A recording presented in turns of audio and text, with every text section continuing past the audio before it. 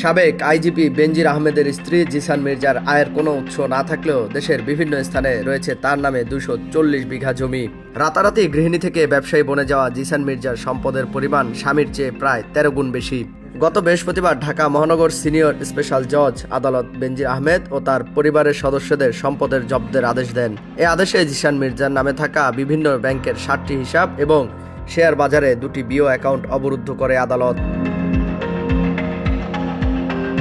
আদালতের আদেশের নথিতে দেখা যায় জিসান মির্জার নামে 57টি দলিলে রয়েছে 240 বিঘা জমি।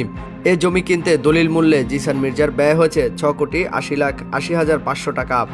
এর মধ্যে তার একক নামে রয়েছে 5টি দলিলে জমি কিনেছেন 23.89 বিঘা, যার মূল্য দাঁড়িয়েছে 93,86,000 টাকা।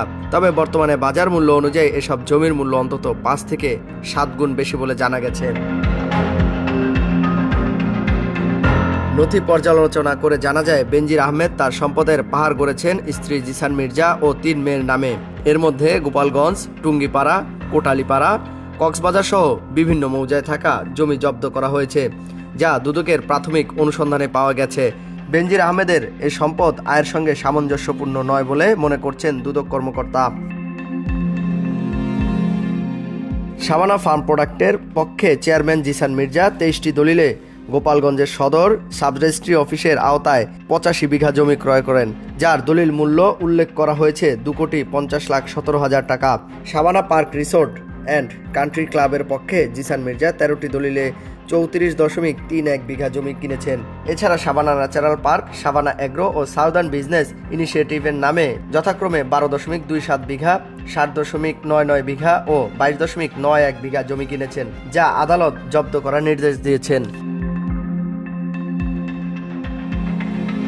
নথি পর্যালোচনা করে দেখা যায় 23টি ব্যাংক হিসাব, 4টি ক্রেডিট কার্ড ও 6টি বিও অ্যাকাউন্ট সহ মোট 33টি অ্যাকাউন্ট অবরুদ্ধ করার আদেশ দিয়েছেন আদালত। এর মধ্যে বেনজির আহমেদের নামে 8টি, স্ত্রী জিসান মির্জার নামে 7টি, মেয়ে তাহসিনা রাইসা বিনতে বেনজিরের নামে 4টি, ফারহিন রিস্তা বিনতে বেনজিরের নামে 2টি ব্যাংক অ্যাকাউন্ট রয়েছে। এদিকে স্ত্রী জিসান মির্জার 7টি ব্যাংক হিসাব ও 2টি বিও অ্যাকাউন্ট অবরুদ্ধ করা হয়েছে। এর মধ্যে কমিউনিটি ব্যাংকের প্রধান শাখায় 1টি, আইএফআইসি ব্যাংকের উত্তরা শাখায় 2টি, সাউথ ইস্ট ব্যাংকের বংশাল শাখায় 2টি, এবি ব্যাংকের প্রধান শাখায় 1টি, প্রিমিয়ার ব্যাংক উত্তরা শাখার 1টি অ্যাকাউন্ট অবরুদ্ধ করা হয়েছে।